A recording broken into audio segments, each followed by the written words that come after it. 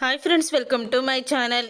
జ్యోత్స్న చేతికి రావాల్సిన రిపోర్ట్స్ని తను తీసుకొని దీపే శివనారాయణ ఇంటి వారసురాలని నిజం తెలుసుకున్న శ్రీధర్ అసలు ఇదంతా ఎలా జరగబోతుందనేది ఈ వీడియోలో తెలుసుకుందాం. ఇక దాసు అయితే కాంచన ఇంటికైతే వస్తాడు. వచ్చిన తర్వాత అక్కడే శ్రీధర్ కూడా ఉండడంతో ఇక్కడే ఉన్నావా బావ నువ్వు కూడా అని అంటూ ఉంటాడు దాసు. అవును బావా, అవును, మనం అనుకున్న పని ఏమైంది? నేను అక్కడికి వెళ్ళిన గురించి ఇంటికాడ లేను కదా, అన్నీ కూడా జాగ్రత్తగానే జరిపించావా అని అడుగుతూ ఉంటాడు శ్రీధర్ అయితే. అవును బావా, మొత్తం నువ్వు చెప్పినట్టే చేశాను అని అంటూ ఉంటాడు దాసు అయితే. ఏం చేసావన్నయ్య? అసలు మీ ఇద్దరు ఏం చేయాలనుకున్నారు అని అడుగుతూ ఉంటుంది కాంచన. అప్పుడే కార్తీక్ దీప కూడా వస్తారు. ఏంటి మావయ్య, మీరిద్దరూ ఏం చేయాలనుకున్నారు? నాకు కూడా చెప్పలేదేంటి అని కార్తీక్ అంటూ ఉంటాడు. అప్పుడే ఇక నీకు సంబంధించింది కాదులేరా, మేమిద్దరమే నిర్ణయం తీసుకున్నాము అని శ్రీధర్ చెప్తూ ఉంటే, అదేంటి మాస్టర్ అలా మాట్లాడుతున్నారు? మాకు చెప్పకుండా మీ ఇద్దరే నిర్ణయం తీసుకోవడం ఏంటి? అసలు దేని గురించి, ఎవరి గురించి అని అడుగుతూ ఉంటాడు కార్తీక్ అయితే. ఇంకెవరి గురించిరా? నా కూతురు గురించి. నీకేమో ఇక ఈ సమస్యలే అన్నీ కూడా చుట్టుముట్టేసినాయి.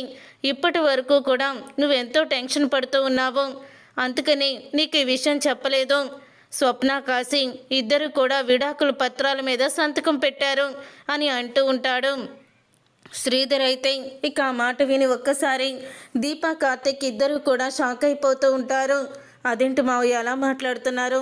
వాళ్ళిద్దరు విడాకుల పత్రాల మీద సంతకం పెడుతూ ఉంటే మీరేం చేస్తున్నారు అని అడుగుతూ ఉంటుంది దీప.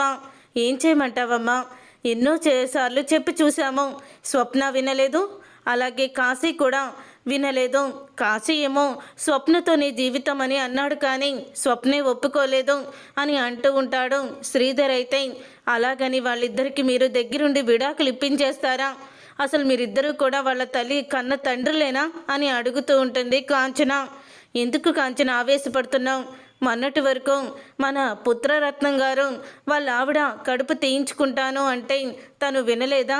అలాగని మనల్ని ఎదిరించలేదా? సరిగ్గా కారణం చెప్పరా అంటే చెప్పాడా? లేదు. అలాగే నా కూతురు కూడా వాళ్ళ అన్నయ్యలాగే మొండిదానిలా తయారయ్యింది. ఇక చేసేదేమీ లేక ఎన్ని రోజులని నేను కూడా వాళ్ళని బ్రతిమలాడుతూ నచ్చ చెప్తూ ఎదురు చూస్తూ ఉంటాను. నా కూతుర్ని కూడా నేను ఒక స్థాయికి తీసుకువెళ్ళాలని అనుకుంటాను కదా, అందుకని తన భవిష్యత్తు గురించి ఆలోచించి దాసుతో మాట్లాడి నిర్ణయం తీసుకున్నాను అని అంటూ ఉంటాడు శ్రీధర్ అయితే. అసలు మీరు తీసుకున్న నిర్ణయం ఏంటి మాస్టారు అని అడుగుతూ ఉంటాడు కార్తిక్. అప్పుడే శ్రీధర్ అంటూ ఉంటాడు, స్వప్నకి మరో పెళ్లి చేయాలని నిర్ణయించుకున్నాన్రా అని చెప్తూ ఉంటాడు శ్రీధర్. ఆ మాట విని కార్తిక్, దీప, కాంచన షాక్ అయిపోతూ ఉంటారు. అప్పుడు ఇక కార్తిక్ అయితే, మీకేమన్నా పిచ్చి పట్టిందా మాస్టారు? అసలు కాశీ ఉండగా మళ్ళీ స్వప్నకి వేరే పెళ్లి చేయాలని ఎలా అనుకున్నారు అని అడుగుతూ ఉంటాడు కార్తిక్. మరేం చేయమంటావురా? ఇక కాశీని నాకొద్దు, నా భర్తగా తనకి ఉండే అర్హత కోల్పోయాడు. ఇక తన నుంచి నేనేమీ ఆశించడం లేదు, తన గురించి నేను ఆలోచించడమే మానేశాను అని నా కూతురు అంది. అలాగని గట్టిగా నచ్చ చెప్పి దాన్ని బయటికి గెంటేసి తిండి పెట్టకుండా చిత్రహింసలు పెట్టి భర్త దగ్గరికి ఇష్టం లేకుండా పంపించలేను కదా అని అంటూ ఉంటాడు. అందుకని విడాకుల పత్రాల మీద సంతకం పెట్టాక పెళ్లి సంబంధం చూశాను, అతనికి అన్నీ కూడా చెప్పాము. ఇక దాసు కూడా అతన్ని దగ్గరుండి తీసుకువచ్చి స్వప్నకి పెళ్లి చూపులు కూడా జరిపించాడు అని అంటూ ఉంటాడు శ్రీధర్ అయితే. మీ ఇద్దరు మనస్తత్వాలేంటో నాకేమీ అర్థం కావడం లేదు. మీరిద్దరేంటి స్వప్నకి పెళ్లి చేయడానికి సంబంధం తీసుకొచ్చి పెళ్లి చూపులు జరిపించడం ఏంటి? ఏ విషయంలో కూడా నన్ను అడగాలని మీకు అనిపించలేదా అని అంటూ ఉంటే, రే నువ్వు గాంధీ తాతలాగా ప్రతి దాంట్లో కూడా సహనం వరించాలి, ఒక చెంప మీద కొడితే ఇంకో చెంప చూపించాలి అని ఇప్పటి వరకు జ్యోత్స్న విషయంలో అలాగే కంపెనీ విషయంలో అన్నిటి విషయంలో ఏదో నువ్వు అలాగే ప్రవర్తిస్తున్నావు, అణిగి మణిగి ఉంటున్నావు. కానీ అన్ని రోజులు కూడా మనం అలాగా మౌనంగా ఉంటే పని జరగదు.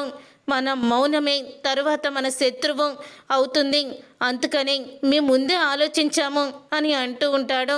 శ్రీధర్ అయితే అప్పుడు ఇక ఆ మాట విని కార్తీక్ ఏమీ మాట్లాడలేకపోతాడు. అది కాదు మాస్టారు, అసలు స్వప్నకి పెళ్ళి ఇష్టమేనా అని అడుగుతూ ఉంటే తను పెళ్లి చూపుల్లో వచ్చి కూర్చుంది. అతను అడిగిన దానికి సమాధానం చెప్పింది. మరి అలాంటప్పుడు తనకి ఇష్టమనే కదా అని అంటూ ఉంటాడు దాసు.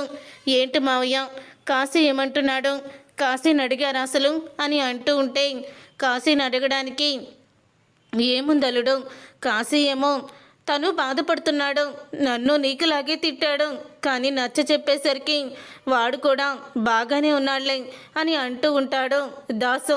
ఇంతలో కాశీ అయితే శ్రీధర్ని తీసుకువెళ్ళడానికైతే వస్తాడు. సార్ వెళ్దామా అని అంటూ ఉంటాడు. కాశీ వచ్చి శ్రీధర్ని వెళ్దాం కాశీ అని అంటూ ఉంటాడు శ్రీధర్. అప్పుడే కాశీని చూసి అడుగుతూ ఉంటుంది దీప, ఏంటి కాశీ, నువ్వేంటి ఇలా ప్రవర్తిస్తున్నావు? అవతలి పక్క నీ భార్యకి మరో పెళ్లి చేస్తామని ఈ పెద్ద మనుషులిద్దరూ పెళ్లి చూపులు ఏర్పాటు చేస్తే మరి నువ్వెందుకు అడ్డు చెప్పలేదు అని అడుగుతూ ఉంటుంది దీప. చూడక్క, ఎప్పుడు కూడా నేను నా దిల్లుని వదులుకోవాలని అనుకోలేదు. ఇప్పటికీ కూడా తనని ప్రాణానికి ప్రాణంగానే ప్రేమిస్తున్నాను. కానీ తను నాతో జీవితం సంతోషంగా ఉండదు అని తను అనుకుంటుంది. నా మీద పూర్తిగా నమ్మకాన్ని తను కోల్పోయింది. నేనే కోల్పోయేలా చేసుకున్నాను. నేను చేసిన తప్పుకి నేనే కదా శిక్ష అనుభవించాలి, అందుకని నేనే శిక్ష అనుభవిస్తున్నానక్క అని అంటూ ఉంటాడు కాశీ బాధపడుతూ. అప్పుడు ఇక శ్రీధర్ అయితే సరే రా, నేను వెళ్తున్నాను కాంచన, జాగ్రత్త అని చెప్పేసి వెళ్ళిపోతాడు. అలా వెళ్ళిపోయిన తర్వాత అప్పుడు ఇంకా దాసు అయితే సరే అల్లుడు, దీపని చూడ్డానికి వచ్చాను, నేను వెళ్తున్నాను అని దాసు కూడా వెళ్ళిపోతాడు. అలా వెళ్ళిపోయినప్పుడు ఇక దాసు అయితే శ్రీధర్తో ఒకసారి శివనారాయణ ఇంటికి వెళ్ళొద్దాం అని అంటూ ఉంటాడు. శ్రీధర్తో దాసు అలాగే బావా, ఇప్పుడే వెళ్ళొచ్చాను, నువ్వు వెళ్దామంటే వెళ్దాము అని ఇద్దరు కూడా కారులో బయలుదేరుతారు. అసలు స్వప్న ఈ పెళ్ళికి ఎలా ఒప్పుకుందో తెలియడం లేదు అని అంటూ ఉంటుంది కాంచన అయితే. అప్పుడు ఇంకా అవును బావా, నువ్వన్నా స్వప్నతో మాట్లాడు అని అంటూ ఉంటుంది దీప. అప్పుడే ఇక కార్తీక్ అయితే ఇప్పుడే స్వప్న దగ్గరికి వెళ్ళొస్తాను అని అంటూ స్వప్న దగ్గరికి అయితే వెళ్తాడు. అప్పుడే ఇక కార్తీక్ రావడం చూసి అన్నయ్య ఎప్పుడొచ్చావు, వదిన కూడా వచ్చిందా, వదినకి ఎలా ఉంది ఇప్పుడు అని అడుగుతూ ఉంటుంది స్వప్న. ఇవన్నీ కూడా బాగానే చెప్తావు, అందరి క్షేమాలు బాగానే అడుగుతావు, కానీ నువ్వు చేసిన పనేంటి అని అంటూ ఉంటాడు కార్తీక్ అయితే. నేనేం చేశానన్నయ్య అని అంటూ ఉంటుంది స్వప్న. నువ్వేం చేసావో నీకు తెలీదా, ఎటువంటి నిర్ణయం తీసుకున్నావో నీకు తెలీదా అని అడుగుతూ ఉంటే అది కాదన్నయ్య అని అంటూ ఉంటే అవును, నేను చెప్పేది నిజం, నువ్వు మాట్లాడేది నిజం అంతేనా అని అంటూ ఉంటాడు కార్తీక్. అవునన్నయ్య, నువ్వు అడిగేది నిజమే, నేను చెప్పేది నిజమే అని స్వప్న అంటుంది. తెలివిగా మాట్లాడుతున్నానని అనుకోకు స్వప్న అని అంటూ ఉంటాడు కార్తీక్ అయితే. నా తెలివితేటలు, నా జీవితం ఏంటో నాకే అర్థం కావడం లేదన్నయ్య, ఇక నీతో నేనేం మాట్లాడగలను అని చెప్తూ ఉంటే నీ మాటలు పెట్టి నీకు తీసుకొచ్చిన సంబంధం నీకు ఇష్టం లేదని నాకు అర్థమైంది.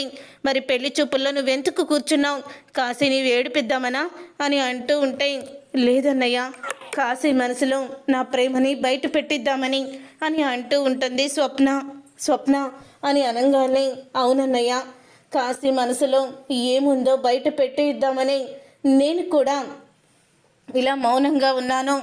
కానీ కాశీ మాత్రం పెళ్లి చూపులకు వచ్చిన వ్యక్తిని ఒక్క మాట కూడా అనలేదు, తను మౌనంగానే ఉన్నాడు అని అంటూ ఉంటే చూడు స్వప్న, మీ ఇద్దరు ఒకరి మనసులో ఒకరికి ఎంతో ప్రేమ ఉంది, కానీ మీ ప్రేమని మీరు బయట పెట్టుకోవడం లేదు, ఎందుకమ్మా ఇలా చేస్తున్నావు అని అడుగుతూ ఉంటే అది కాదన్నయ్య అని అనగానే చూడు స్వప్న, కాశీకి నువ్వంటే ప్రాణం, ఇప్పటికీ కూడా నిన్నే ప్రేమిస్తున్నాడు, కాశీ పూర్తిగా మారిపోయాడు, నేను నమ్మకం ఇస్తున్నాను, నేను గ్యారంటీ ఇస్తున్నాను అని అంటూ ఉంటాడు కార్తీక్ అయితే.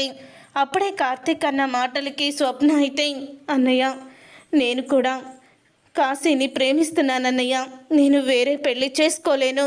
కాశీ నా ఎదురుగా ఉన్నాడు కాబట్టి నేను ఇలా ధైర్యంగా ఉన్నాను. కాశీ నాకు ఎదురుగా లేకపోతే నాలో ఈ ధైర్యం కూడా ఉండదు అని చెప్తూ ఉంటుంది. నువ్వు కాశీని ప్రేమిస్తున్నావు అంతే కదా, మీ ఇద్దరిని కలిపే బాధ్యత నాది అని కార్తీక్ అయితే అంటాడు. నువ్వేమీ కంగారు పడకు అని చెప్పి ఇక వెళ్ళిపోతాడు. అప్పుడే ఇక స్వప్న లోపలికి వెళ్ళంగానే కావేరి అయితే బాబు కార్తీక్ అని పిలుస్తూ ఉంటుంది. పిన్ని అదేంటి ఇక్కడి నుంచున్నారు అని అడుగుతూ ఉంటాడు. కార్తీక్ అయితే చూడు కార్తీక్, ఆ పెళ్లి సంబంధం అనేది అంతా కూడా నాటకమే. స్వప్న మనసులో కాశీ మీద ఎంత ప్రేమ ఉందో తెలుసుకోవడానికి మీ నాన్నగారు అలాగే దాసు అన్నయ్య కలిసి ఆడుతున్న నాటకం ఇది అని అంటూ ఉంటుంది కావేరి. నాకు తెలుసు పిన్ని, దాసు మావయ్య మాస్టారు నాకు అన్నీ చెప్పారు అని అంటూ ఉంటాడు. కార్తీక్ అయితే నేను ఇలా వచ్చి అడిగితేనే స్వప్న నిజం చెప్తుందని నాకేమీ తెలియనట్టు నేను ఇక్కడికి వచ్చాను అని అంటూ ఉంటే అప్పుడే ఇక ఆ మాట విని నా కూతురి కాపురం మీరందరూ కలిసి నిలబెడుతున్నారు, నాకు అదే చాలు అని అంటూ ఉంటుంది కావేరి. తర్వాత జ్యోత్స్న సుమిత్ర దగ్గర కూర్చొని మాట్లాడుతూ ఉంటుంది. అప్పుడు ఇక దాసు అలాగే శ్రీధర్ మళ్ళీ కూడా సుమిత్ర దగ్గరికి అయితే వస్తారు. అప్పుడే ఇక సుమిత్ర అయితే రెండన్నయ్య అని దాసుని రమ్మంటూ ఉంటుంది. అప్పుడే జ్యోత్స్న అయితే దాసుని కోపంగా చూస్తూ ఉంటుంది. ఇక దాసుని అలా కోపంగా చూస్తూ ఉన్న జ్యోత్స్నాని చూసిన దాసు, ఏమ్మా జ్యోత్స్న నీకెలా ఉంది, తల్లి ప్రాణాల్ని కాపాడి రుణం తీర్చుకున్నావమ్మా అని అంటూ జ్యోత్స్నాని పొగుడుతూ ఉంటాడు.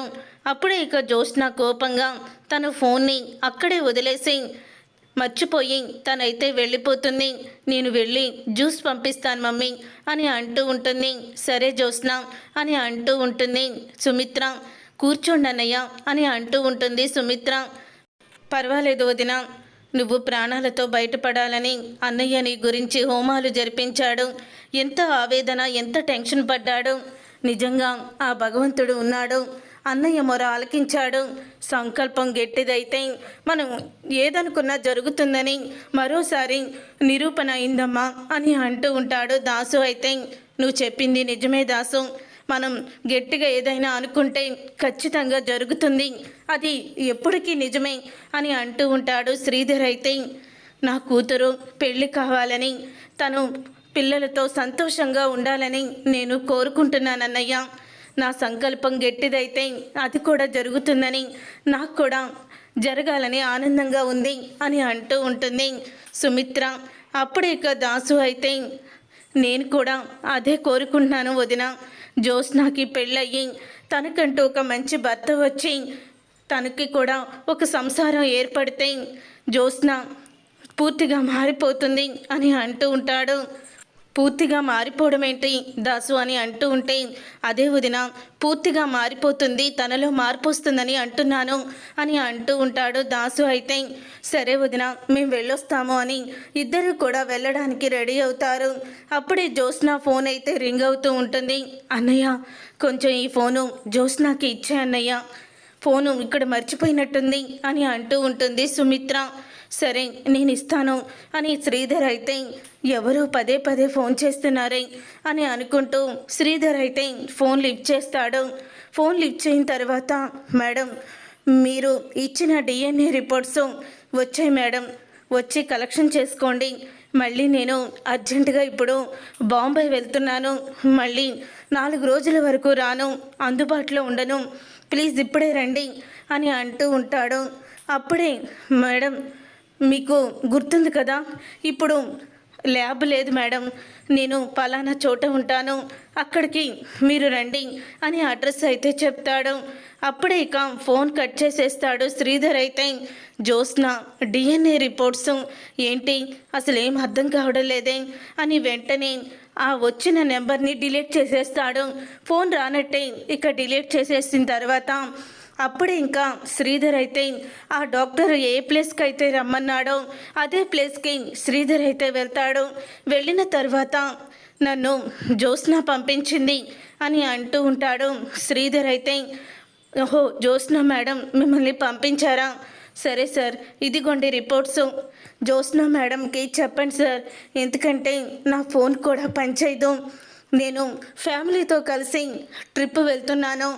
అక్కడ సిగ్నల్స్ పనిచేయవు, 4 రోజుల వరకు అందుబాటులో ఉండను అని అంటూ ఉంటాడు. ఓకే సార్, అలాగే చెప్తాను అని అంటూ అతను వెళ్ళిపోతాడు. వెళ్ళిపోయిన తర్వాత డిఎన్ఏ రిపోర్ట్స్ అయితే చూస్తాడు. ఇక డిఎన్ఏ రిపోర్ట్స్ చూసి షాక్ అయిపోతూ ఉంటాడు. శ్రీధర్ అయితే, ఏంటి దీపే సుమిత్ర కూతురా, మరి జ్యోత్స్న అని మరో రిపోర్టు చూస్తాడు. జ్యోత్స్న డిఎన్ఏ రిపోర్ట్స్ మ్యాచ్ అవ్వలేదని వచ్చింది, రాంగ్ అని వచ్చింది. దీప మాత్రం ఎస్ అని వచ్చింది. అంటే కార్తిక్ గడిచి మాతో చెప్పిందంత అబద్ధమేనా? అదే హాస్పిటల్లో దీప ఉండడానికి కారణం దీపే సుమిత్రకి బోన్ మ్యారో ఇచ్చిందా? వెంటనే ఈ విషయాన్ని నేను కార్తిక్ని అడిగి తెలుసుకోవాలి అని అనుకుంటూ శ్రీధర్ అయితే కార్తిక్ని రమ్మని ఫోన్ చేస్తాడు. అప్పుడే శ్రీధర్ అన్నీ కూడా గుర్తు చేసుకుంటూ ఉంటాడు. ఆ రోజు ఎందుకు నువ్వు అక్కడ డ్రైవర్గా ఉంటున్నావు అని అంటూ ఉంటే, దీప రుణం తీర్చుకోవాలి, దీప నా ఇంటికి దగ్గర చేయాలి అని కార్తిక్ చెప్పిన మాటలన్నీ కూడా గుర్తు చేసుకుంటూ ఉంటాడు. అప్పుడు ఇంకా కార్తీక్ వస్తాడు. ఏంటి మాస్టారు, అర్జెంటుగా ఏందో మాట్లాడాలి, రమ్మని అన్నారు, ఏంటి సంగతి అని అడుగుతూ ఉంటే, దీప ఎవరు, దీప తల్లిదండ్రులు ఎవరు అని అడుగుతూ ఉంటాడు. శ్రీధర్ అయితే, అసలు దీపకి జరిగిన ఆపరేషన్ ఏంటి అని అంటూ ఉంటాడు. దీపక్ ఆపరేషన్ ఏంటి, తను కింద పడిపోతే కాలుకి దెబ్బ తగిలిందని చెప్పాను కదా మాస్టారు, మళ్ళీ అలా అడుగుతారేంటి అని అడుగుతూ ఉంటాడు. కార్తిక్ అయితే, అవునా, దీప కాలుకి దెబ్బ తగిలింది, పద వెళ్ళి డాక్టర్ హారిక గారిని నిలదీస్తాను అని అంటూ ఉంటాడు. శ్రీధర్, అసలు ఏమంటున్నారు మీరు అని అడగానే, చూడు కార్తిక్, ఇప్పటి వరకు మా నాతో ఎన్నో అబద్ధాలు చెప్పావు, ఇక నువ్వు నాతో అబద్ధాలు చెప్పలేవు, నిజం చెప్పాల్సిందే అని అడుగుతూ ఉంటాడు. శ్రీధర్ అయితే, చూడు ఈ డిఎన్ఏ రిపోర్ట్స్ చూడు అని అనగానే డిఎన్ఏ రిపోర్ట్స్ అయితే చూసి కార్తిక్ షాక్ అయిపోతూ ఉంటాడు. మాస్టారు, ఈ డిఎన్ఏ రిపోర్ట్స్ ఎవరివి అని అడుగుతూ ఉంటే, ఈ డిఎన్ఏ రిపోర్ట్స్ ఎవరివో తెలుసా? దీపవి, జ్యోత్స్నవి. దీప సుమిత్ర కూతురు, జ్యోత్స్న సుమిత్ర కూతురు కాదు అని అంటూ ఉంటాడు. శ్రీధర్ అయితే ఒక్కసారే షాక్ అయిపోతూ ఉంటాడు. కార్తిక్ అయితే, ఈ రిపోర్ట్స్ మీకు ఎలా వచ్చాయి అని అంటూ ఉంటే, ఈ రిపోర్ట్స్ నాకు ఎలా వచ్చాయో నీకు తెలుసా? జ్యోత్స్నని ఈ టెస్టులు చేయించింది అని అంటూ ఉంటాడు. ఆ మాట విని ఒక్కసారే కార్తిక్ షాక్ అయిపోతూ, అవునరా, ఈ టెస్టులన్నీ కూడా జ్యోత్స్న చేయించింది. జ్యోత్స్న ఫోన్కి ఫోన్ వచ్చినప్పుడు నేను లిఫ్ట్ చేశాను, ఆ తర్వాత ఆ నెంబరు డిలీట్ చేశాను, అప్పుడు నేను వచ్చి జ్యోత్స్న పంపించిందని ఆ డాక్టర్ దగ్గర రిపోర్ట్స్ తీసుకున్నాను అని అంటూ ఉంటాడు. శ్రీధర్ అయితే, ఇక శ్రీధర్ అన్న మాటలకి షాక్ అయిపోతూ ఉంటాడు. కార్తీక్ అయితే, మంచి పని చేశారు అని అంటూ ఉంటాడు. కార్తీక్, ఏంట్రా ఇదంతా, అసలు ఏం జరుగుతుంది? దీప సుమిత్ర కూతురేంటి, ఇప్పటికన్నా నిజం చెప్పరా అని అంటూ ఉంటే, అవును మాస్టారు, దీప శివనారాయణ ఇంటి వారసురాలు, జ్యోత్స్న కాదు అని అంటూ ఉంటాడు. కార్తీక్ అయితే, ఇక ఆ మాట విని శ్రీధర్ అయితే ఆనందపడుతూ, ఏంట్రా ఇదంతా, ఎలా జరిగింది అని అడుగుతూ ఉంటే, అప్పుడే ఇంకా, అవును మాస్టారు, ఇది ఎలా జరిగిందో మీకు తెలుసా అని మొత్తం జరిగిందంతా చెప్తాడు. అంటే జ్యోత్స్న దాసు కూతురా అని అంటూ ఉంటే, అవును, జ్యోత్స్న దాసు మావయ్య కూతురు, పారిజాతం స్వార్థానికి దీప బలైపోయింది అని అంటూ ఉంటే, మరి ఇప్పటికైనా నిజం చెప్పకుండా ఇంకా మీరెందుకురా దాగుడు మూతలాడుతున్నారు?